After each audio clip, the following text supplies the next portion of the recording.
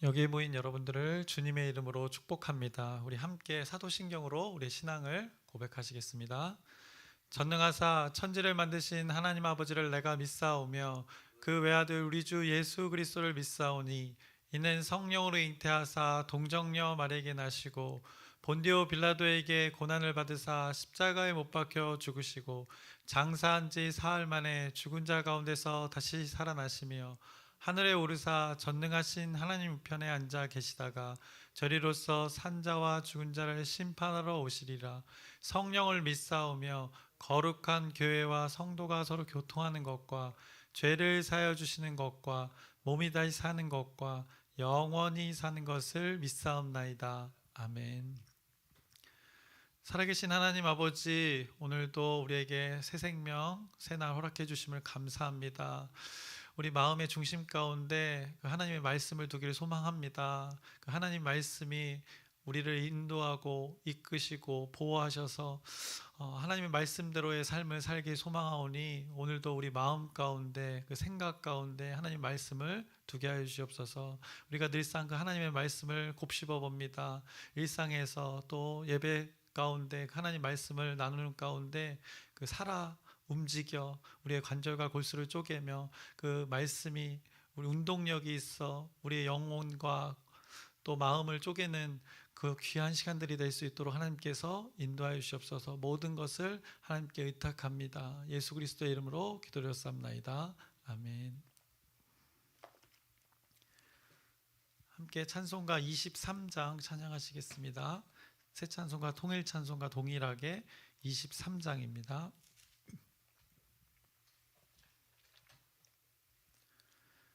만입이 내게 있으면 그 입 다가지고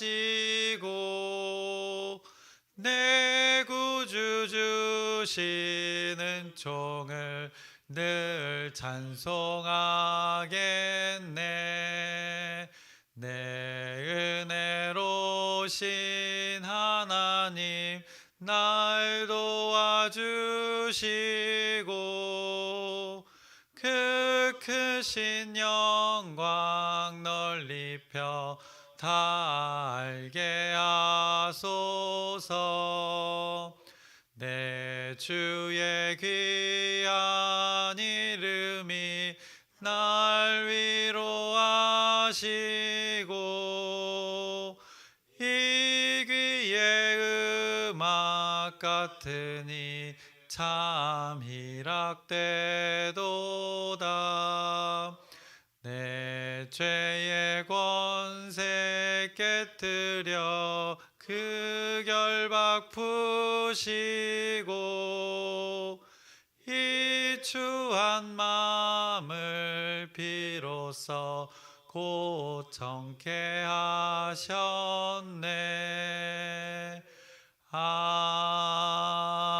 아멘. 오늘 함께 나누실 말씀은 열왕기상 13장의 말씀입니다. 열왕기상 13장 전체의 말씀입니다. 오늘은 성경 구절을 좀 많이 읽을 것 같아서 또 따로 읽진 않겠습니다. 오늘은 이제 13장의 말씀을 나눌 텐데 이제 어제 말씀을 잠시 기억해 보자면 어제는 그 세 사람이 등장했었습니다. 그래서 르호보암과 스마야와 또 여로보암이 있었습니다. 그리고 그들이 선택했던 삶을 성경이 말씀했습니다. 그래서 그들이 선택한 삶에 대하여서 하나님의 말씀은 그들의 삶을 평가하였습니다. 그래서 그 평가가 하나님의 사람이라 불리어졌던 사람이 있었고 또 어떤 이에 대해서는 그의 삶을 이 일이 죄가 되었으니라고 이렇게 하나님의 말씀을 성경의 말씀을 통해서 그렇게 평가받는 사람이 있었습니다. 그래서 삶의 평가에서 삶을 죄로 평가하여서 그의 삶의 방향과 목적이 올바르지 않다는 것을 성경이 말씀한 사람은 바로 여로보암이었습니다. 그 여로보암이 두 금송아지를 만들고 그 금송아지가 애굽에서 구해낸 너희들의 신이라고 이렇게 했었습니다. 성전이 분명히 있었음에도 그곳에 가지 못하게 하기 위해서 산당을 지어서 그곳에서 제사 드리게 했고 또 제사장이 아닌 또 보통 사람을 제사장으로 세웠고, 또 그들이 지키던 절기들이 있었는데 그 절기도 시기를 변경하여서 결국에는 그 여로보암이 자기 마음대로 정한 것들을 그 북쪽의 이스라엘 백성들에게 실행하게 하는 그 죄를 범하였습니다. 그것을 이제 12장 마지막 절에 말씀했습니다. 그래서 12장 33절을 보시면 이렇게 말씀합니다. 그가 자기 마음대로 정한 달 곧 여덟째 달 15째 날로 이스라엘 자손을 위하여 절기로 정하고 베델에 쌓은 제단에 올라가서 분향하였더라라고 이렇게 성경이 말씀했습니다. 자기 마음대로 정한 그 룰을 가지고 자신만의 이 플레이를 하고 있는 것을 성경이 말씀합니다. 하나님과는 아무 상관없는 일들을 그가 하고 있었던 것입니다. 그것의 이제 연속이 이제 오늘 13장에 계속해서 이어집니다. 그래서 방금 읽었던 12장 33절의 말씀을 보시면 베델에 쌓은 제단에 올라가서 분향하였더라라고 이렇게 말씀했습니다. 그리고 오늘 이제 말씀 13장 1절을 보시면 이렇게 말씀합니다. 보라, 그때에 하나님의 사람이 여호와의 말씀으로 말미암아 유다에서부터 베델에 이르니 마침 여로보암이 제단 곁에 서서 분향하는지라라고 이렇게 말씀합니다. 하나님의 사람이 등장합니다. 이름은 언급하고 있지 않습니다. 그런데 그 하나님의 사람이 하나님의 말씀이 임하여서 유다에서부터 베델로 가게 되었다고 말씀합니다. 거기에 갔더니 마침 여로보암이 제단 곁에 서서 분향을 하고 있다는 것입니다. 그 자신이 스스로 만들어낸 그 절기의 그 자신의 방법으로 그 베델에서 제사를 하고 있다는 것을 성경이 말씀합니다. 그래서 12장의 마지막 구절의 일들이 오늘 13장의 처음에 일어나고 있었던 것입니다. 하나님께서는 그 죄악된 일이 벌어지는 그 현장에 하나님의 사람을 보내어서 하나님의 말씀을 거기서 선포하게 하십니다.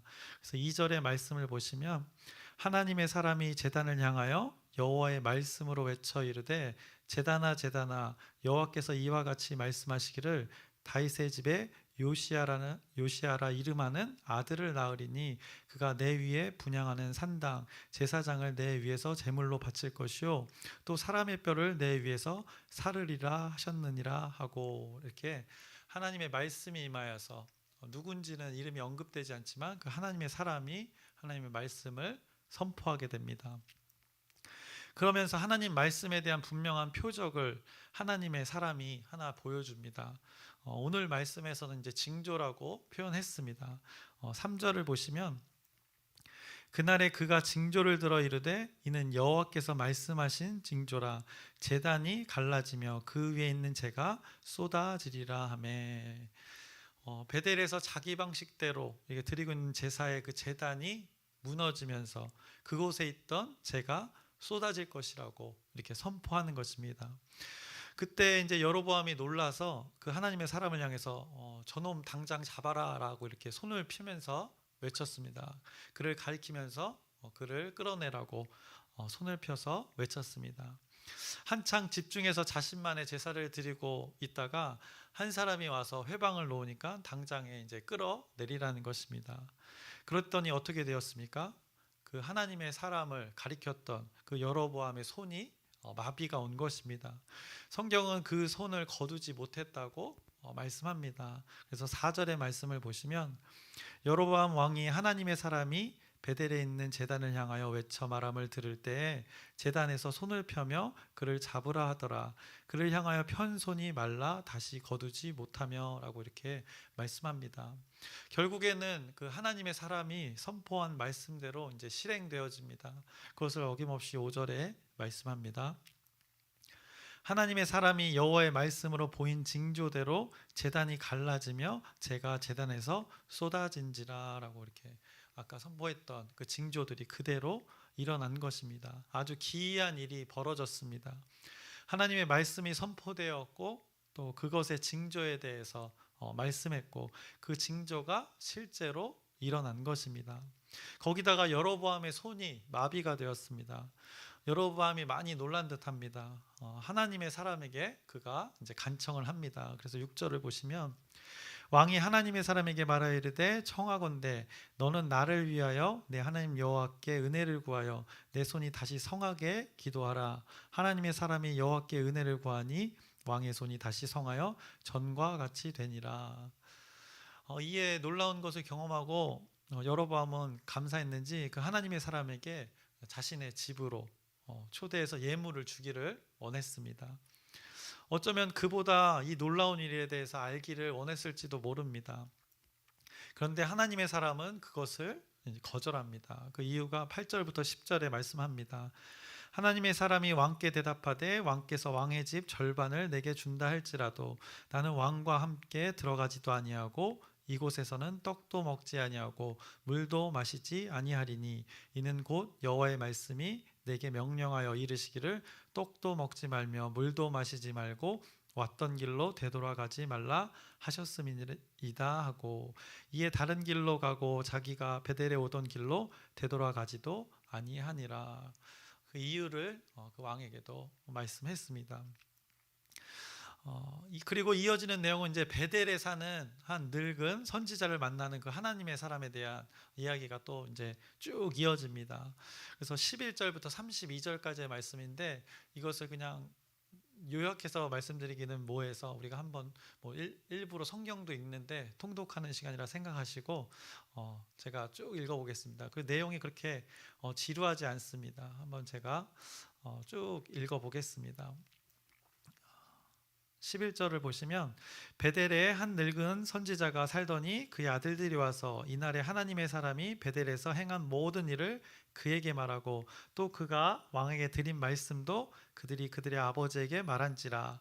그들의 아버지가 그들에게 이르되 그가 어느 길로 가더냐 하니 그의 아들들이 유다에서부터 온 하나님의 사람의 간 길을 보았음이라. 그가 그의 아들들에게 이르되 나를 위하여 나귀의 안장을 지으라. 그들이 나귀의 안장을 지으니 그가 타고 하나님의 사람을 뒤따라가서 상수리 나무 아래 앉은 것을 보고 이르되 그대가 유다에서 온 하나님의 사람이냐 대답하되 그러하다. 이제 하나님의 사람을 그 늙은 선지자가 소문을 듣고 찾아가서 만나게 되는 장면입니다. 그가 그 사람에게 이르되 나와 함께 집으로 가서 떡을 먹으라 요청합니다. 대답하되 나는 그대와 함께 돌아가지 못하겠고 그대와 함께 들어가지도 못하겠으며 내가 이곳에서 그대와 함께 떡도 먹지 아니하고 물도 마시지 아니하리니 이는 여호와의 말씀이 내게 이르시기를 내가 거기서 떡도 먹지 말고 물도 마시지 말며 또 내가 오던 길로 되돌아가지도 말라 하셨음이로다. 아까 여로보암 왕에게 선포했던 그 여호와의 말씀 그대로 이 늙은 선지자에게도 전하는 것입니다. 그가 그 사람에게 이르되 나도 그대와 같은 선지자라. 천사가 여호와의 말씀으로 내게 이르기를 그를 내 집으로 데리고 돌아가서 그에게 떡을 먹이고 물을 마시게 하라 하였느니라 하니 이는 그 사람을 속임이라. 거짓으로 하나님의 사람에게 이 하나님께서 말씀하셨다고 지금 전하고 있습니다. 19절입니다. 이에 그 사람이 그와 함께 돌아가서 그의 집에서 떡을 먹으며 물을 마시니라. 하나님의 사람이 그의 거짓에 속아 넘어가 이 일을 행했습니다. 그들이 상 앞에 앉아 있을 때 여호와의 말씀이 그 사람을 데려온 선지자에게 임하니 그가 유다에서부터 온 하나님의 사람을 향하여 외쳐 이르되 여호와의 말씀이 내가 여호와의 말씀을 어기며 내 하나님 여호와께서 내게 내리신 명령을 지키지 아니하고 돌아와서 여호와가 너더러 떡도 먹지 말고 물도 마시지 말라 하신 곳에서 떡을 먹고 물을 마셨으니 내 시체가 내 조상들의 묘실에 들어가지 못하리라 하셨느니라 하니라. 그 순간에 그 거짓에 속아 넘어가는 그 순간에 늙은 선지자에게 희한하게도 또 하나님의 말씀이 임하여서 그 늙은 선지자를 통하여서 이렇게 선포케 합니다. 결국 그 하나님의 사람이 죽게 됨을 지금 그 늙은 선지자의 입을 통해서 선포케 하십니다. 23절입니다. 그리고 자기가 데리고 온 선지자가 떡을 먹고 물을 마신 후에 그를 위하여 나귀의 안장을 지우니라. 이제 보내는 것입니다. 이에 그 사람이 가더니 사자가 길에서 그를 만나 물어 죽임에 그의 시체가 길에 버림받으니 나귀는 그 곁에 서 있고 사자도 그 시체 곁에 서 있더라. 그 하나님의 사람이 가다가 사자에게 물려 죽는 것을 하나님의 심판이 이른 것을 성경이 말씀합니다. 25절입니다. 지나가는 사람들이 길에 버린 시체와 그 시체 곁에 선 사자를 보고 그 늙은 선지자가 사는 성읍에 가서 말한지라. 그 사람을 길에서 데리고 돌아간 선지자가 듣고 말하되 이는 여호와의 말씀을 어긴 하나님의 사람이로다. 여호와께서 그에게 하신 말씀과 같이 여호와께서 그를 사자에게 넘기심에 사자가 그를 찢어 죽였도다. 그 사람이 하나님의 말씀이었고 하나님의 말씀을 주어진 자가 그 하나님 말씀을 어겼기 때문에 이런 심판을 받았다고 말하고 있는 것입니다. 28절입니다. 그가 가서 본즉 그의 시체가 길에 버림받았고 나귀와 사자는 그 시체 곁에 서 있는데 사자가 시체를 먹지도 아니하였고 나귀를 찢지도 아니하였더라. 늙은 선지자가 하나님의 사람의 시체를 들어 나귀에 실어 가지고 돌아와 자기의 성읍으로 들어가서 슬피 울며 장사하되 곧 그의 시체를 자기의 묘실에 두고 오후라 내 형제여 하며 그를 위하여 슬피 우니라. 그 사람을 장사한 후에 그가 그 아들들에게 말하여 이르되 내가 죽거든 하나님의 사람을 장사한 묘실에 나를 장사하되 내 뼈를 그의 뼈 곁에 두라. 그가 여호와의 말씀으로 베델에 있는 제단을 향하고 또 사마리아 성읍들에 있는 모든 산당을 향하여 외쳐 말한 것이 반드시 이룰 것임이니라 라고 이렇게 하나님의 사람이 늙은 선지자와 만나서 있었던 일을 이렇게 구체적으로 아주 이야기식으로 아주 자세하게 말씀하고 있습니다. 이 13장의 내용이 이 두 가지 내용으로 크게 말씀하고 있습니다. 그러면 13장은 이제 무엇을 말하고 있는가 우리가 또 발견해야 되는 것입니다. 여로보암이 자기 마음대로 그 하나님의 존재를 대했습니다. 하나님이라는 그 이름을 사용하여서 자기 마음대로의 방법으로 제사를 드렸습니다. 그랬더니 하나님의 말씀이 하나님의 사람을 통하여 선포되었습니다. 그것이 2절의 말씀이었던 것입니다. 산당에서의 제사 옳지 않다는 것입니다. 너의 방법으로 하는 그 제사 그것은 가짜라는 것입니다. 그러니 심판을 받게 될 것이라는 하나님의 선포가 있었던 것입니다. 이 하나님의 말씀이 오늘 말씀에서 선포된 대로 그대로 성취가 되어집니다. 오늘 그 2절에서 요시아라는 이름의 아들이 나흘이라고 오늘 선포했습니다. 요시아 왕이 이 시점으로부터 300년 후에 그 사람입니다. 그 사람이 실제로 여러분이 성경을 알다시피 존재하게 되고 그 왕이 실제로 이 일을 행합니다. 그것을 열왕기하 23장에 말씀하는데 열왕기하 23장 15절에서 16절 말씀을 먼저 보시면 또한 이스라엘에게 범죄하게 한 느바세 아들 여로보암이 베델에 세운 제단과 산당을 왕이 헐고 또 그 산당을 불사르고 빻아서 가루를 만들며 또 아세라 목상을 불살랐더라. 요시아가 몸을 돌이켜 산에 있는 무덤들을 보고 보내어 그 무덤에서 해골을 가져다가 제단 위에서 불살라 그 제단을 더럽게 하니라. 이 일을 하나님의 사람이 전하였더니 그 전한 여호와의 말씀대로 되었더라. 하나님의 말씀대로 그 성취되어짐을 그 요시아 그 개혁대 일들을 그대로 성취됨을 말씀하고 있습니다.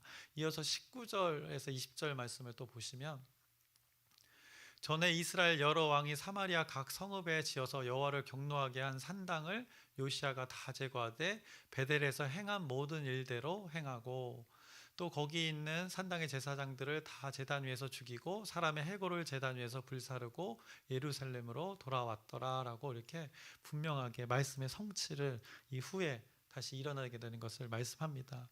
그래서 오늘 2절의 이 선포가 이 뒤에 300년 후에 이루어지는 것을 목격하게 됩니다. 이것이 하나님의 말씀입니다.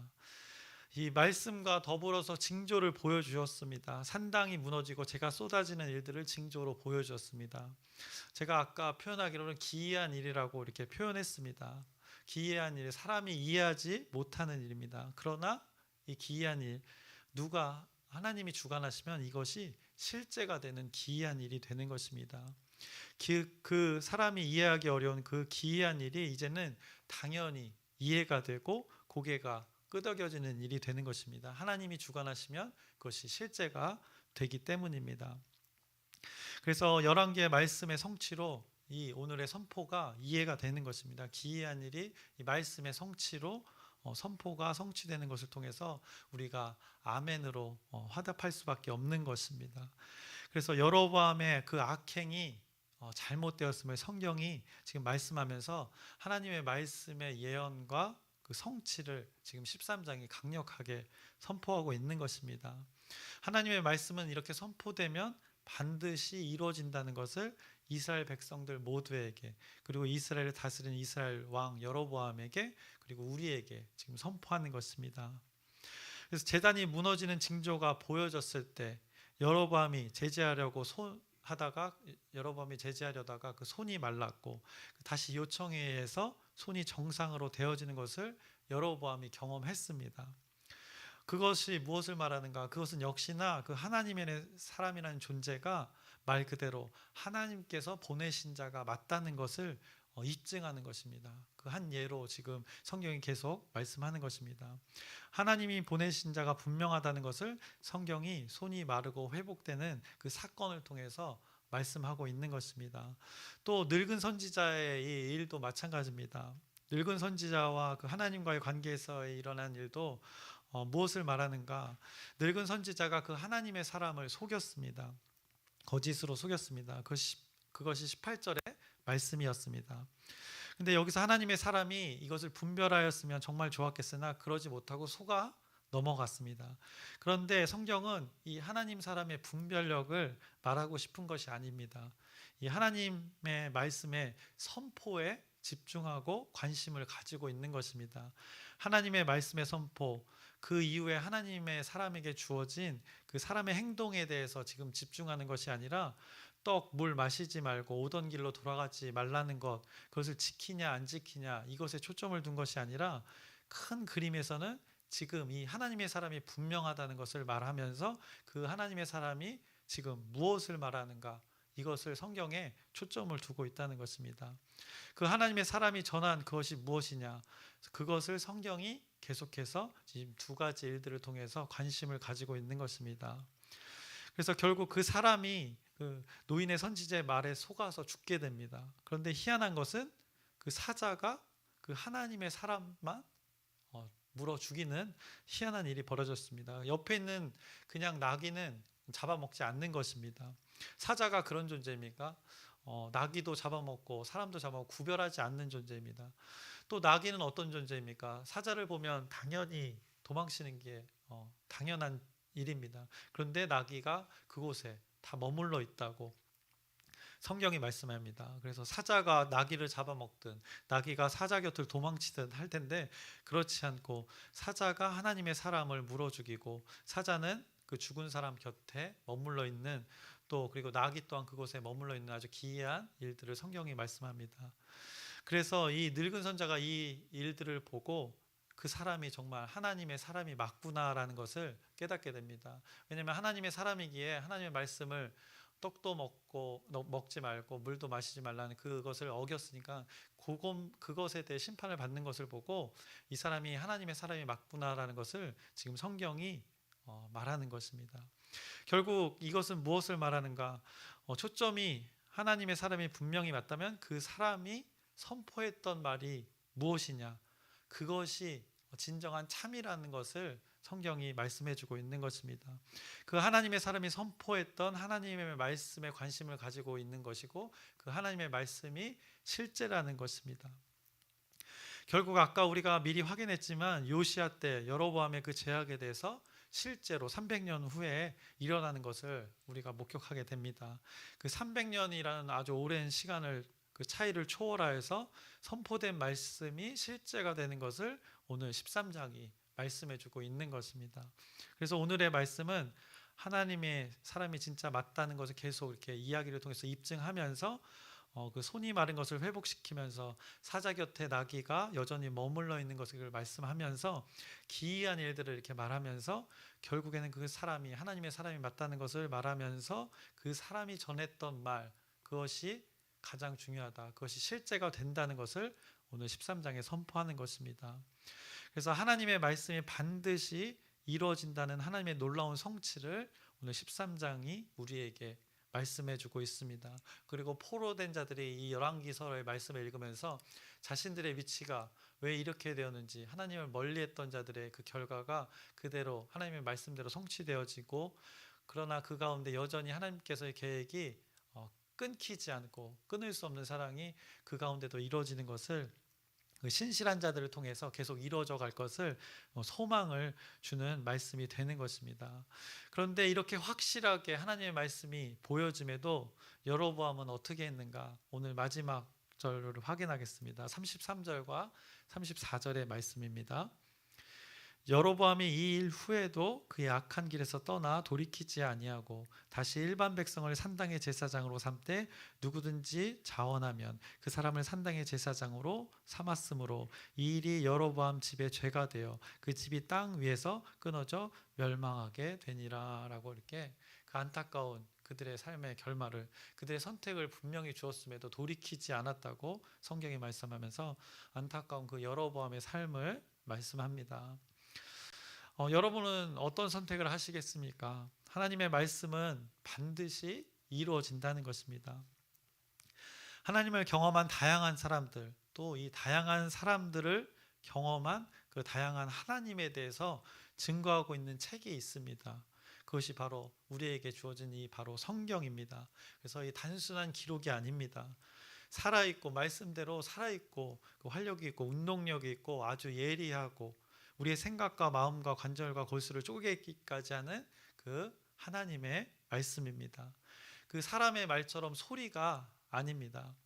세상이 흉내낼 수 없는 그 하나님의 말씀입니다. 시간을 초월하고 환경을 초월하는 그 능력의 실제의 말씀입니다.